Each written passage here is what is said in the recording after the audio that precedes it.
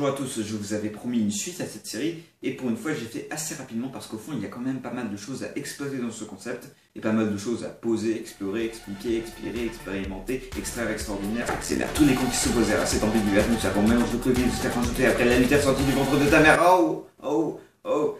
que vient-il de se passer?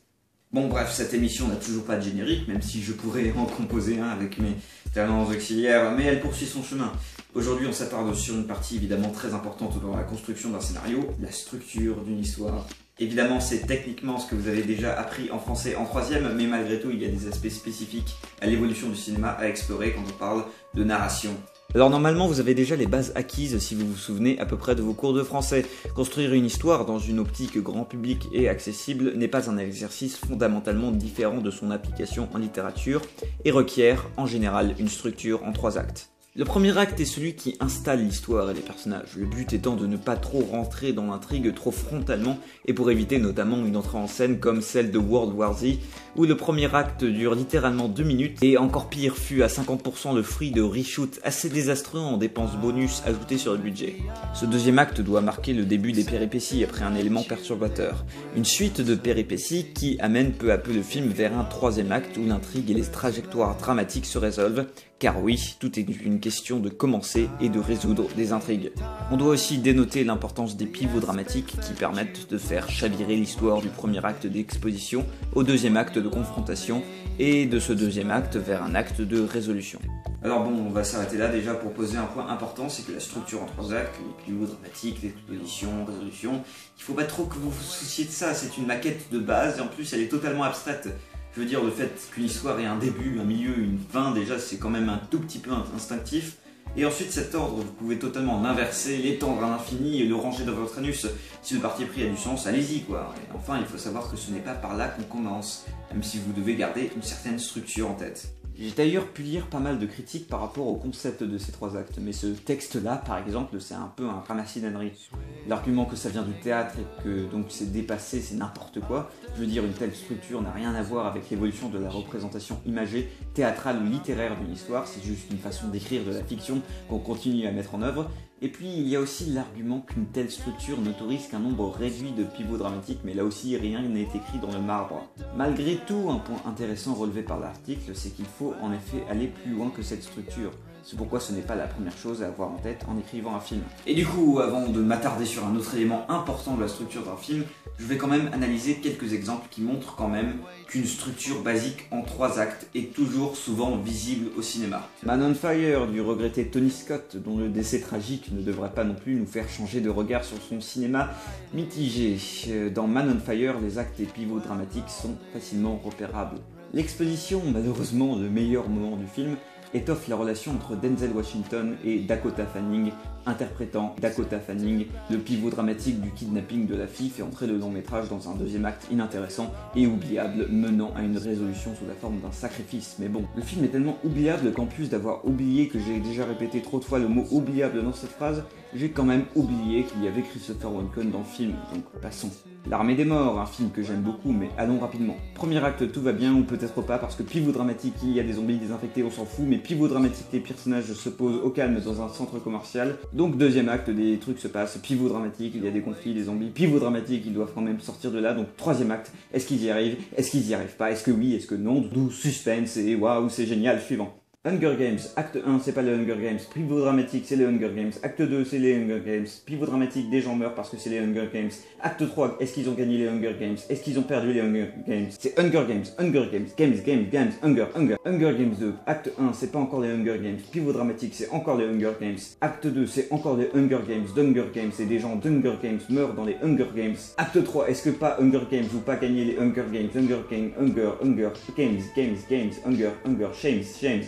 Hunger, shame the slave, 12 Hunger, shame the slave, 12 Hunger, shame the slave, 12 Hunger, shame the slave, 12 nigga. Bon, je sais pas exactement ce que c'était encore, mais bref, vous avez compris, le véritable problème de poser cette structure en 3 actes, c'est qu'au final ça a tendance à limiter l'inspiration scénaristique, et ça se remarque donc dans des films qui manquent de pivot dramatique et d'efficacité, comme Man on Fire. Pour ce qui est de l'Armée des Morts et les Hunger Games, c'était juste pour avoir plus d'exemples, ces vidéos manquent toujours autant de professionnalisme, ne vous inquiétez pas. Du coup, arrêtons de parler d'un scénario selon des actes, mais parlons-en maintenant selon un enchaînement de scènes. Je l'ai déjà un peu expliqué dans le premier épisode, mais une scène est délimitée par un enchaînement d'actions dans un lieu fixe ou dans un ordre chronologique dans le temps réel de la diégèse.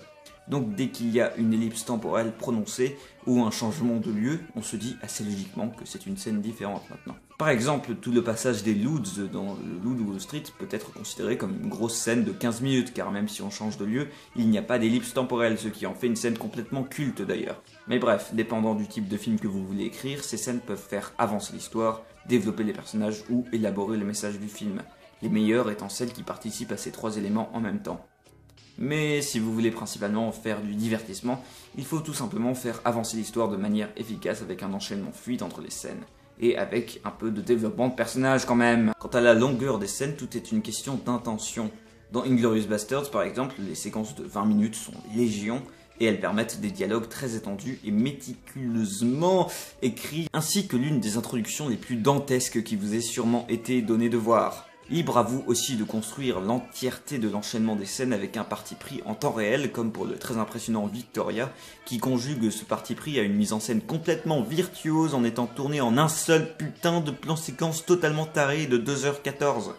2h14 ! Tu allumes la caméra, tu filmes l'histoire de la nuit au petit matin, et tu as fini, putain. Le film a quand même ses problèmes, mais le réalisateur a de sacrées couilles. Mais dans tous les cas, une autre structure se met en place, la progression dramatique.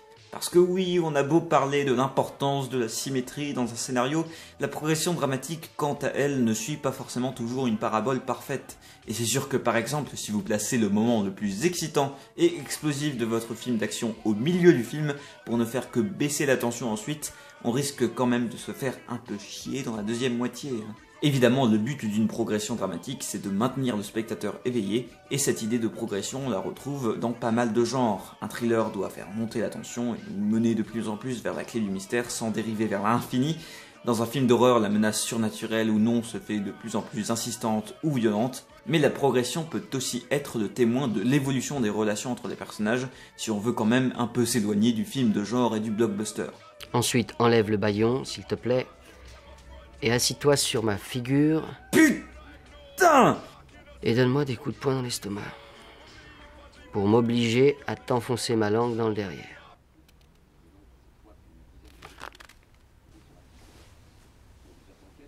Oui. Et bien voilà qui est gênant. Parce que c'est vrai que la majorité des trucs que je dis s'appliquent principalement à du cinéma grand public et codifié. L'un des cas où la progression dramatique peut s'avérer assez symétrique par contre, c'est dans des films de gangsters où on assiste, en général, à une montée en puissance, puis à une descente aux enfers qui se sert du reflet de la première partie pour mettre en perspective tout l'échec de la vie criminelle. Les migrants. Scarface est l'exemple qui vient dans la tête de beaucoup de gens quand on évoque ce type de structure de l'histoire, et il ne faut pas aussi oublier que c'est un film qui réserve malgré tout son climax d'action ultra violent pour le grand final, qui achève donc en même temps la descente aux enfers de Tony Montana, ainsi que la montée de l'action du film. Deux progressions en même temps, c'est très intéressant. Et de toute façon, vous devez savoir que pour écrire un film avec de l'action, il faut souvent en faire un véritable roller coaster et surtout garder le meilleur pour la fin, c'est très important. J'aurai d'ailleurs le temps de parler au prochain épisode de la hiérarchie des morts dans les films d'action, qui veut que les bras droits les plus charismatiques et pouvant donner les meilleurs combats vont se faire battre en dernier avec un effet assez dramatique. Si on ignore l'aspect fabriqué, c'est un procédé en général assez efficace, il n'y a qu'à voir les films The Raid pour s'en convaincre. Chaque nouveau combat est toujours plus impressionnant contre des ennemis de plus en plus coriaces, l'apogée étant atteinte avec la dernière demi-heure complètement tarée et inspirée des jeux vidéo de combat de The Raid 2, mais j'aurai probablement l'occasion d'en reparler. Parce que c'est de la bonne The Raid 2. The Raid 2. Tous les éléments dont je viens de parler sont bien évidemment majoritairement mis en avant avec la mise en scène, mais ils doivent néanmoins être présents à l'écrit, parce que sinon cette série de vidéos ne sert à rien. Bref, maintenant il ne nous reste plus qu'à parler de deux notions de structure scénaristique et on pourra boucler cette vidéo déjà beaucoup trop longue avec tout d'abord la structure temporelle d'une histoire. Le procédé le plus courant par rapport à ce domaine est le flashback. Un élément à placer avec subtilité car des fois c'est un outil assez trivial qui ne sert pas à grand chose. Alors c'est très clairement pas la seule chose à reprocher à Tusk de Kevin Smith, mais par exemple avoir un flashback où la seule utilité c'est qu'on a les deux acteurs de la scène dont Johnny Depp crédité avec le nom de son personnage qui parle comme des débiles, on aurait pu s'en passer. J'aurais pu prendre un exemple un peu moins obscur et un peu moins nul, mais il faut quand même apprécier parfois quand des films décident d'être strictement chronologiques quand il n'y a pas besoin d'être autrement, comme par exemple Prisoners qui succède pourtant à un très bon Incendie, très tourné sur les flashbacks. Maman? Maman? Après, pour ce qui est de mettre un flashback, il faut toujours avoir certains mots en tête, comme pertinence et ingéniosité. Le deuxième passant d'ailleurs par la mise en scène avec des transitions vers le passé comme dans Old Boy, qui ridiculise totalement le manque d'inventivité de son remake, et encore je ne parle que de la mise en scène des flashbacks quoi. Papa. Mais bien sûr, je ne peux pas évoquer la structure temporelle d'un scénario sans parler de la narration éclatée. C'est une mouvance avec laquelle le cinéma est tombé amoureux pour de vrai seulement dans les années 90, puisqu'auparavant les films à narration éclatée agissaient un peu comme des doigts dans le cul, appréciés mais sans régularité. Et comme un doigt dans le cul c'est toujours réciproque, on peut évoquer le cas de la sortie en Amérique de Il était une fois en Amérique, où le film Testament Fleuve non linéaire que Sergio Leone avait pourtant réalisé comme une lettre d'amour au cinéma américain, avait été remonté dans un montage chronologique et raccourci de 2 heures, où le film perdit beaucoup de sa singularité et de sa poésie, et qui apporta au réalisateur mythique un immense chagrin qu'il emporta dans sa tombe. Un doigt dans le cul c'est réciproque.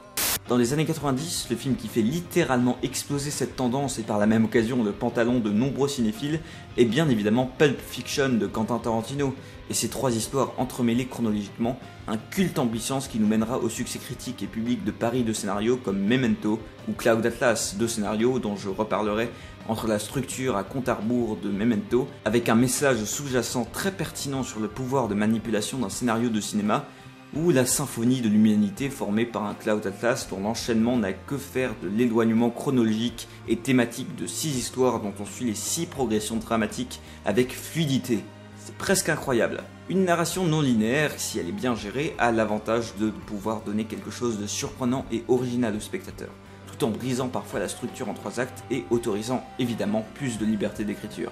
Mais malgré tout, ce n'est pas une mouvance très marquée de notre cinéma récent, parce que ça demande quand même des talents assez particuliers, et je ne parle pas de ceux de Liam Neeson dans Taken. La narration éclatée permet malgré tout des propositions de cinéma assez intéressantes, comme celui de faire un portrait assez complet d'une situation avec une suite de tableaux sans chronologie linéaire. Et là, les 2 exemples qui me viennent directement en tête, c'est 2 films possédant des thématiques assez proches malgré les différences de traitement, Elephant de Gus Van Sant et We Need to Talk About Kevin, où la narration éclatée permet d'aborder avec tact des sujets assez difficiles quand même. Pour Elephant, le film consacre toute sa première heure à nous faire suivre des vies simples, sans fioritures, de plusieurs adolescents, tout en plan séquence. Les chemins se croisent et on suit ses destins sans linéarité chronologique, ce qui permet donc en même temps d'avoir un portrait glacé de l'adolescence et une représentation glaçante de la tuerie de Columbine, événement annoncé dès la première scène malgré tout. Évidemment, le maître mot ici est fatalité. En nous présentant des personnages sans appoggiature, on peut comprendre que ces vies simples peuvent s'arrêter en un instant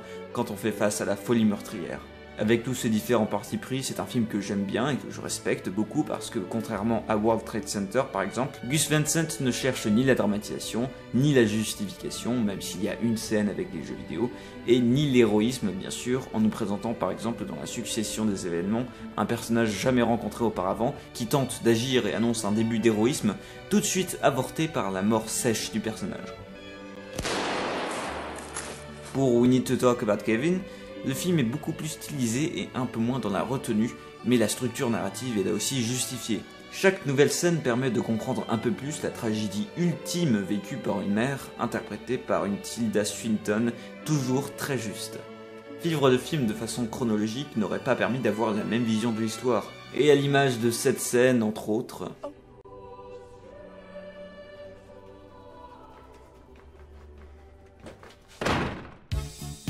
cela participe à l'aspect relativement troublant du film avec une introduction plutôt surréelle et une révélation finale très dérangeante qui scelle une clé définitive sur tout ce qu'on a pu voir. Évidemment, si vous avez vu le film, vous savez que l'expérience est agrémentée d'indices visuels qui en disent encore plus sur l'histoire et les personnages parfois de manière subtile, et parfois de manière un peu moins subtile, comme cette putain de couleur rouge partout, mais bon, au moins ça donne des pistes d'analyse à des gens qui s'y connaissent pas trop, et qui veulent quand même étudier le film le plus rouge qu'ils n'aient jamais vu. Mais bon, je passe un peu trop de temps sur mes exemples, du coup je vais même pas essayer de concocter une transition un tant soit peu cohérente ou maligne à la prochaine notion de structure narrative que je vais traiter. J'avais auparavant parlé d'utiliser, de briser et d'étendre la structure en 3 actes. J'ai déjà parlé de mes 2 premiers, mais ça devient évident que ce dont on est friand actuellement, c'est de prendre la structure en 3 actes et la faire dériver vers l'infini des possibles des champs terrestres et des univers quantiques superposés.